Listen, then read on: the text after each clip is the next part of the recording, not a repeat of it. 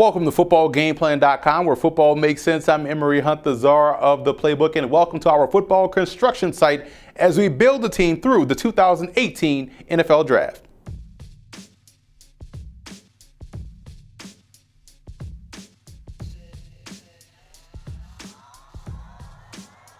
You always hear others say that this particular draft is weak, or wait until next year to take this particular position, or the draft is an inexact science. Well, we at Football Game Plan believe that all three of those statements are huge myths, and we are here to show you why, as we will infuse talent onto each NFL team to make them better.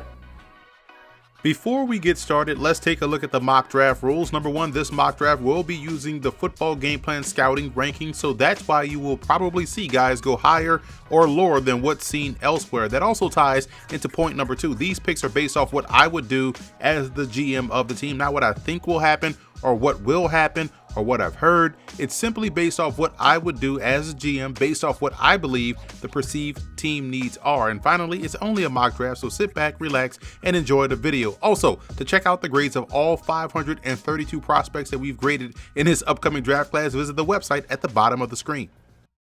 The Arizona Cardinals have a new head coach in Steve Wilks, and they come into the 2018 NFL Draft with 8 selections, one of which is an additional 6th-round pick, which isn't shown here on this graphic, but it's due to the trade of offensive tackle Jared Veldheer to the Denver Broncos. Now, in the first round, I wanted to help infuse some youthful talent on the perimeter with wide receiver James Washington out of Oklahoma State.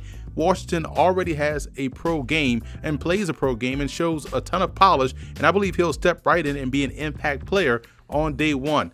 Duke Dawson out of Florida is one of my favorite corners in this draft class. The Cardinals have to be sure to attack the perimeter with aggressiveness in the draft, and Dawson would be an excellent get for Arizona.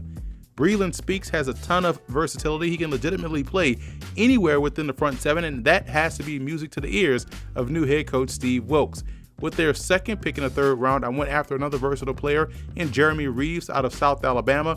Reeves has played both corner and safety in college, and I think he's a great matchup player that you want to have in your secondary.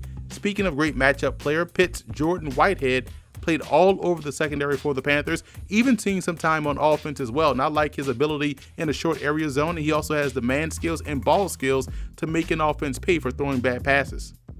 Edo Smith out of Southern Miss adds some wiggle to the backfield. I think he would instantly become the most elusive back on the roster and would help out their return game. In the 6th round, I went with another ball hawk and Tremon Smith from Central Arkansas. He's an explosive corner that's able to play off coverage extremely well while also having the mirror and match skills to shadow quicker wide receivers in the slot. He is also one of the best returnmen in the FCS. And finally, I went to the small college ranks for a developmental prospect in Luis Perez out of Texas A&M Commerce. He's fresh off of leading the Lions to the Division II National Championship and is also fresh off of capturing the Harlan Hill Trophy, which is the Division II equivalent of the Heisman Trophy.